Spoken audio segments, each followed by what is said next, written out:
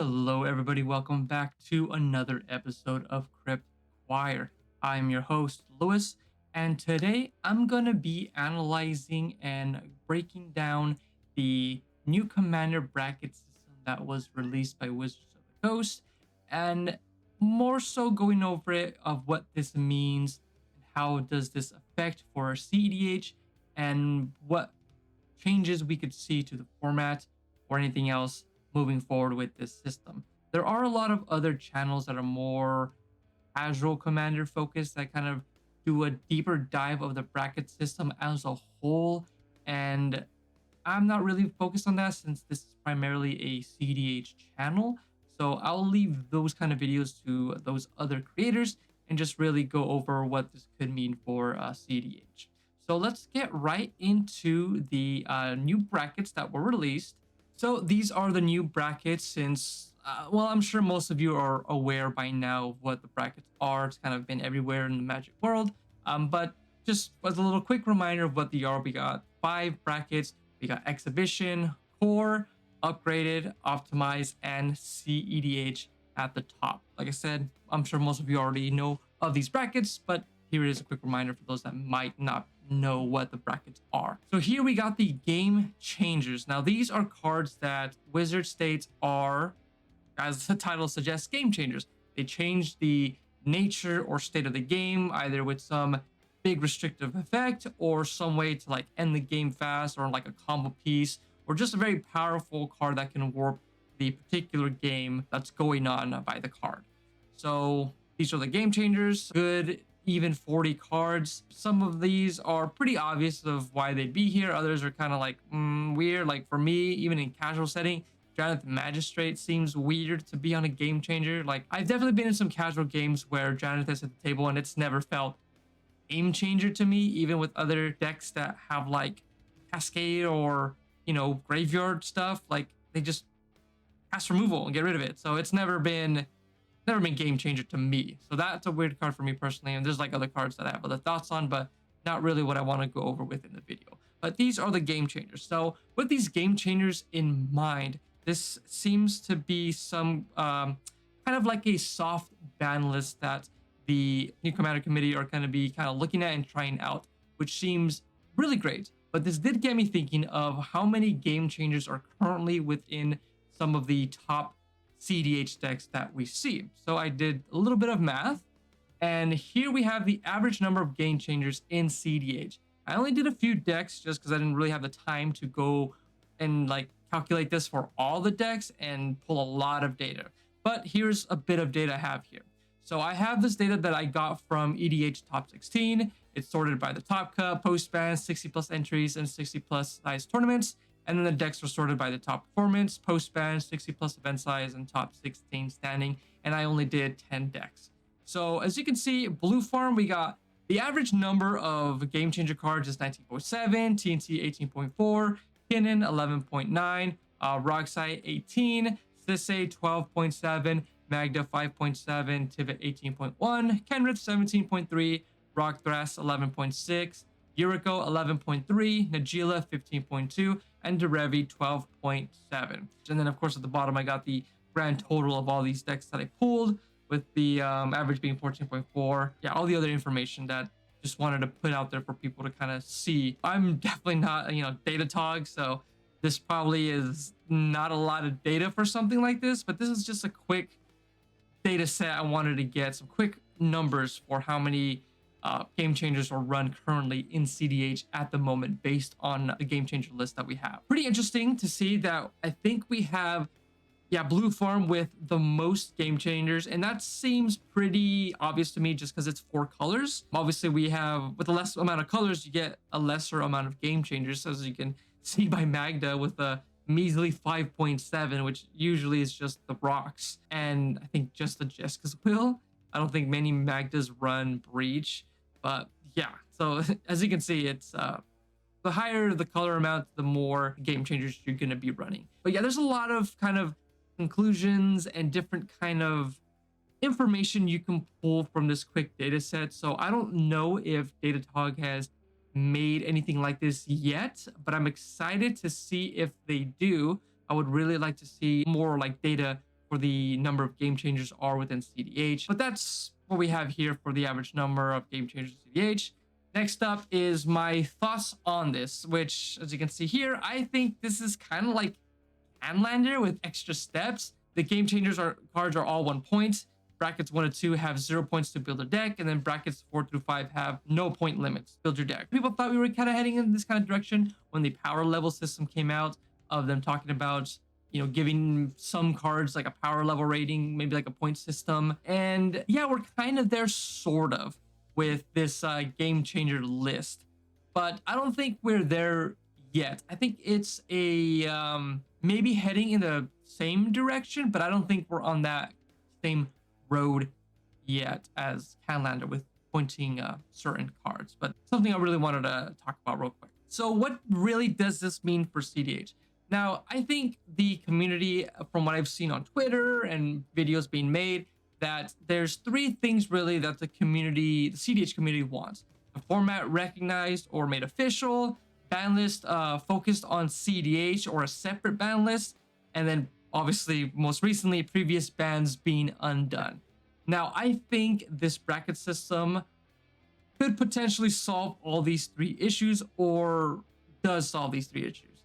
For the first one, we now have an official recognition from Wizards of the format. It is now official. What they do more in the future, we'll see. Maybe they make some more like, you know, like CDH precons or something, but obviously I don't think they'll do that because, you know, they're not going to have all these like insane rocks and expensive cards in them, but maybe something in that matter. You know, maybe they'll name it like competitive or bracket 5 or something. But yeah, so it's great. We've now been recognized officially, so that's great. I think we have that solved now, and hopefully some good things come from it.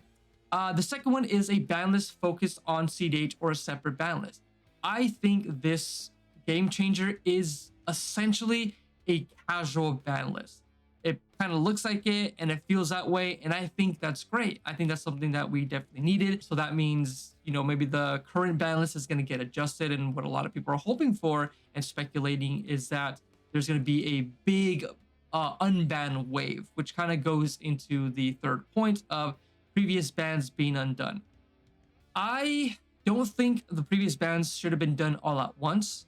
I can see if they just banned Nadu, or if they just banned the 2 rocks, but doing all 4 at the same time, I think was really bad. And I know for some weird reason, it's a touchy subject for criticizing the previous RC for that decision. And I definitely believe that decision definitely played a huge role in them no longer being around.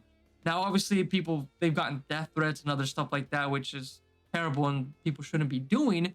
But I don't think that's the main thing. Like, they made a terrible decision, so terrible that people were making death threats about them. And I don't think that's something we could just not talk about because people were threatening their lives. But that's probably a different topic and different video. But anyways, so with this game changer list, could those bans be undone? Possibly. I feel like we could definitely see maybe the 2 rocks unbanned. Personally, that's something I would want to see. I think Nadu should stay banned. I definitely think Dockside should stay banned. And I know there's like a pretty huge dip in players because of, probably most likely because of Dockside. And I just didn't think that card was a good card. Like, it's definitely broken. It warped to the meta. It kind of sucked to play it, and a lot of people are going to have the same kind of arguments about it, that it really helped other decks catch up if they're late or make red decks stronger. I mean, that's fine, but it still doesn't change the fact that it is a broken game warping card that was a mistake and shouldn't have been made in the first place.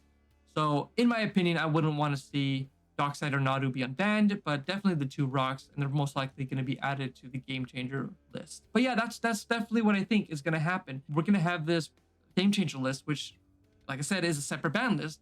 So we're going to have like the actual ban list be cards that are, I don't know, ban worthy, like cards that are like just broken mistakes that were made that should not be in this particular format, as it breaks it in one way or the other. Yeah, so like moving forward, I think maybe we can see some more official events from, you know, Wizards of the Coast, mainly at the Magic Cons, of having like bracket 5 tournaments instead of it kind of officially unofficially ran. Obviously, they're gonna be not proxy friendly because that's just something they've been doing. But I know there's some events that are ran that are what vintage or legacy events, and they have proxy limits.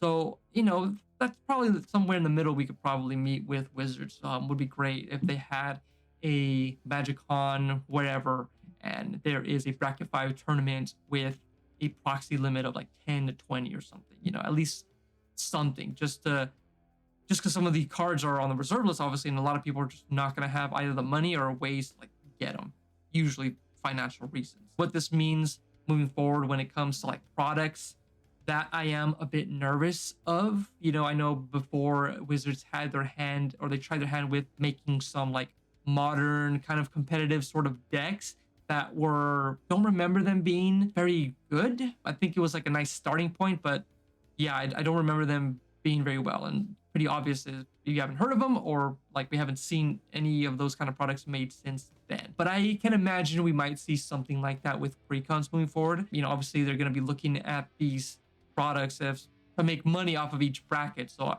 I wouldn't be surprised if we saw some products that some precons made in the future where they're labeled a particular bracket. I don't know what that might mean for certain cards and certain prices and how difficult or easier it might be to get into CEDH.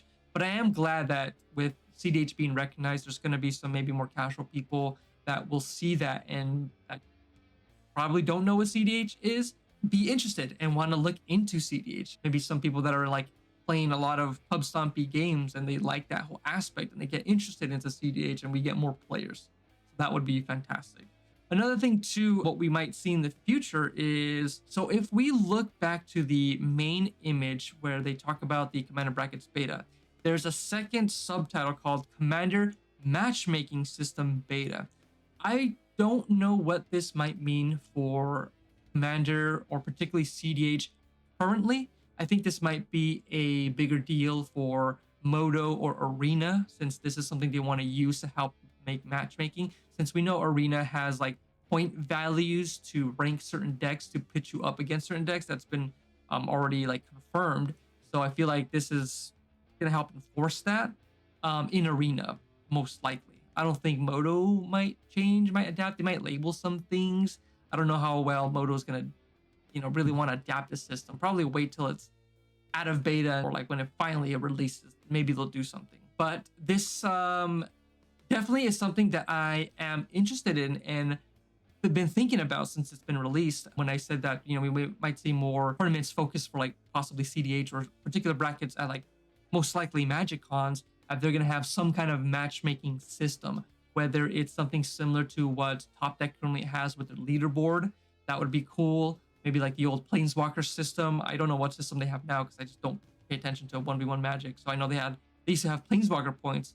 So I don't know if something like that still exists. But maybe we'll see something like that for Commander, which would be pretty cool. Now I expect something if we see it like that happen. Maybe brackets 1 and 2 will be more of like you get points based off of like theme. Or how like neat and unique your deck is other than like power level. And that might just be, and when it comes to power level and like winning and having like an elo system like Top Deck has, that might be more like bracket 4 or 5. But yeah, so that's something that interested me and I didn't really see a lot of other creators talk about, but honestly I haven't seen a lot of creators talk about the bracket system, maybe like 4. But yeah, so that's something I've been thinking about, the Commander Matchmaking System beta.